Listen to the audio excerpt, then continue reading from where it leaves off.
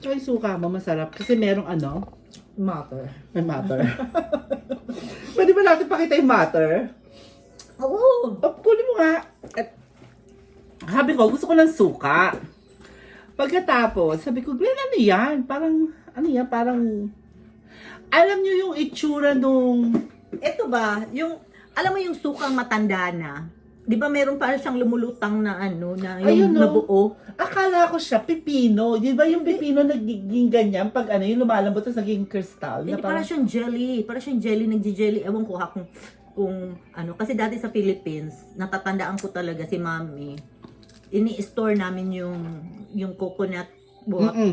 Ay, alam ko yun. Coconut Yung water. coconut. Kasi parang, Alam mo ba yun, Ning? Pag matagal yun, 1 year, na itatago mo lang sa cabinet na malamig. ano yung tuba yun Magiging, oo, yun. Tapos- Tapos, ba, magiging siyang vinegar. Mhm. Tapos, pag matagal na talaga siya doon, magkakaroon siya ng parang matter. Ewan ko ba kung... Ayan, may mga sili kasi yan din dyan. May mga suka. Nakikita niyo ba? Ayun, no? Para siyang merong ano, jellyfish. Oo, may jelly sa loob. Pero yun kasi daw ang sinabi nila na it's very good for your health. Yes. Kasi Dahil, nakaka-boost yung ito. Ganun-ganun. Siguro, kita niyo naman yung katawan nito. Tingnan niyo.